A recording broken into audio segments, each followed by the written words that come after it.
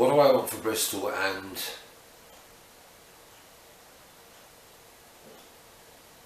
my leadership as mayor?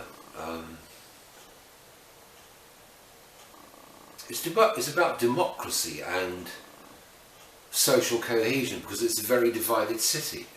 You know, it's divided economically, it's divided culturally, socially. It's become a very divided city.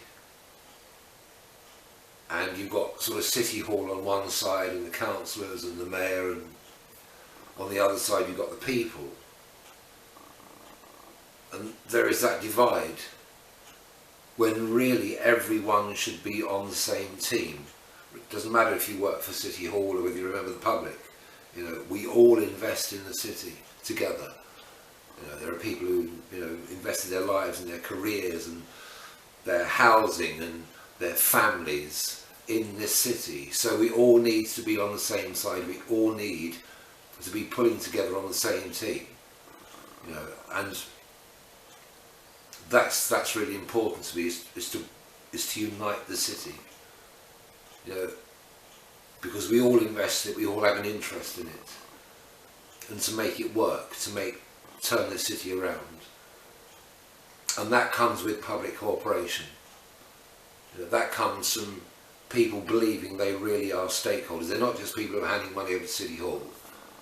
They are actual stakeholders in the city, and they have a voice, and a voice that's listened to, a democratic voice. So if, for instance, the majority of people said we don't want resident parking zones, that's it, job done.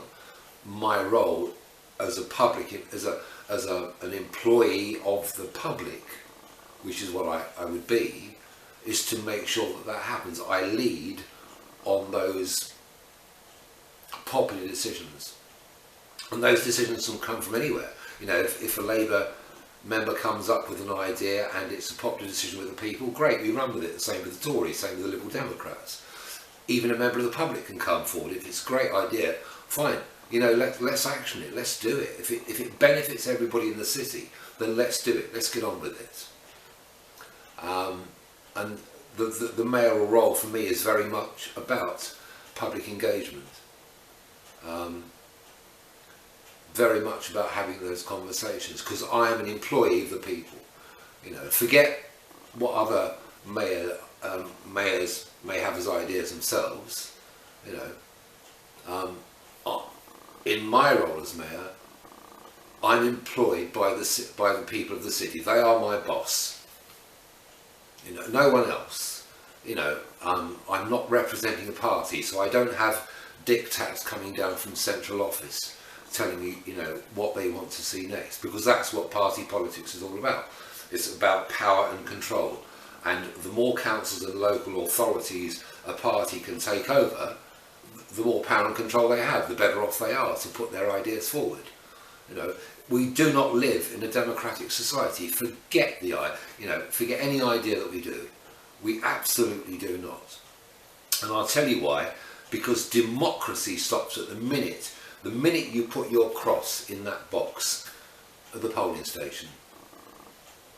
After that, the system becomes autocratic. So if people think we're living in a democracy, then they're living in, you know, cloud cuckoo land. This is not a democratic country. It is a pseudo-democratic country. That's what it is. You know, there is no real democracy. Forget it. It's dead. You know. As is party politics. People don't have faith in parties any longer. People don't have faith in manifestos, because manifestos you might just as well rip up. They're not worth the paper they're written on. Because how many times, you know, you've seen the parties publish manifestos when they get into power, this doesn't happen, that doesn't happen, that's a U-turn. So people see manifestos as being just a load of rubbish. You know, and when government do make U-turns, then people feel ripped off, they feel cheated, they feel lied to, they feel conned, and rightly so. So manifestos aren't worth the paper they're written on. Absolutely not. You know, I'm not having a manifesto. Anything I have will be the people's manifesto. That's what I want to see. You know, I may have ideas, and I do have ideas, which will, you know, are on the website. But they are ideas, they are proposals. If the people want to see those in action, they can vote on it, and great, we'll do it. If they think my ideas are rubbish, then that's absolutely fine as well. I'm not the be-all and end-all of everything. You know, my ego isn't that big, where I say, well, we're going to do this, and we're going to do that, and we're going to do that if we get to it. No, that's your ego talking. Nothing more. You know, it's the people who make the decisions, who should make the decisions, because it's their money that they're investing in City Hall. They have a right to say how that money is spent, an absolute right. But the system as it stands at the moment is, okay, well, you voted for us, no, yes, you can go away now, just let us get on with it. You know, nothing to do with you until the next time around. And that isn't good enough, that isn't acceptable. That's just disrespecting people who are paying their money to City Hall to getting services which most of the time are being cut. Probably for, you know, what's felt to be good reason, but the people didn't make that decision. They weren't asked, they weren't really consulted. It's just a tick box exercise. Oh, we'll get rid of that one, we'll get rid of that one. Not good enough. Not good enough at all. I'm not employed by a, you know, or engaged to represent a party. And that, I think, is crucial to this election. Because otherwise you're going to get same old, same old. You know, in a year's time there will still be people marching through the streets of Bristol with their banners and their placards protesting about things. Because they haven't been asked, they haven't been properly consulted. You know, so forget democracy. You know, it hasn't happened in the city yet. I will make sure that it does. That is going to be my role, because as I said, you know, I'm not employed by City Hall or anybody else. The public are my bosses. They tell me. They tell me if I'm right, they tell me if I'm wrong. Simple. And that's something which I'm really adamant about, is having that full-on, meaningful public engagement. And if we can achieve that, we can pull this city together. You know, we can do it as one. We can unite as one. Give everybody a real knowledge of the fact that they are a stakeholder in this city. That it's in their best interest that we work together. Because everybody wants a better environment for themselves and for other people. So it makes absolute sense that we do that.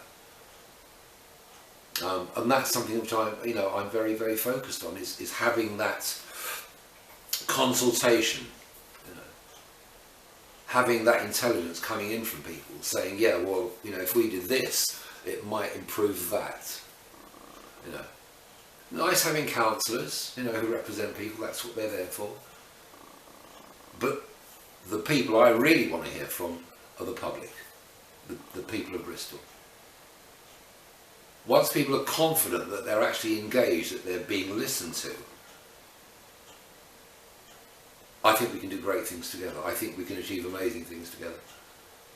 But I've got to get people on my side and having that belief. And the only way they'll have that belief is by me demonstrating it. And that is something which I'm, you know, I've got my finger on the pulse of. Because if we can do it here in Bristol, we can get that sort of democratic, rightful democratic process in place. It can happen all over the country. And I think that's going to be very scary things for the politicians. That's why they wouldn't want me in, because I'm a threat. You know, I'm a threat to their stranglehold. I'm a threat to the democratic process that they don't want in place. So I'm a major threat, and I'm aware of that. But I think people out there are fed up to the back teeth now, are really fed up to the back teeth. And they want to see this change happen. And it's not going to happen with a party, absolutely not. You know, I mean, parties pretty much now, because of everything that's happened, are yesterday's news. They're not really trusted as much as they used to be. So it's going to be up to independents who who believe in democracy, absolute democracy, that are going to make this happen. And I think we can do this in Bristol. We can really set the pace. Really set the pace. You know, it's going to take a bit of work. I don't think it's going to happen in the three and a half years of the elected mayorship, as it were. But we can really make headway with it.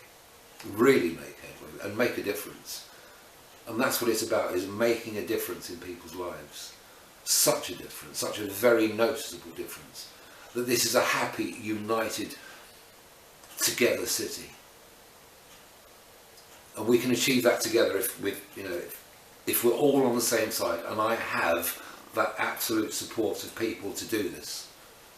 I know it can happen. I'm passionate about it. You know, I'm emotional about it. I feel it is the right time to be doing this. Because if it doesn't happen now, it's not going to happen at all. It really is not going to happen at all. Not under party politics. Maybe faux party politics, but only an independent can deliver that democracy. And I believe I'm the person who can achieve that. Because, you know, my lifelong journey has brought me this far. And it is an emotional, it is humbling, it is emotional. And I'm determined. I'm determined. I want the best possible for the people of Bristol. For this to be a beacon city like Bristol Link was a beacon link. We turned it into a beacon link around the country. We turned it into a link that other links admired and they wanted to know how we did it. Right? We achieved that. Because we had the right ideas, we had the right motivation, we had the right initiative, we had the passion to do it. So I know we can do the same in Bristol. But I'm heavily relying on people's vote for that to happen. And it will happen. But I need to be in City Hall. I need to be elected to be able to deliver. And I think that's all I can say, really. Yeah. I feel a bit drained. You know, I've been talking a long time, and it's been interesting. You know, and thank you very much for the opportunity.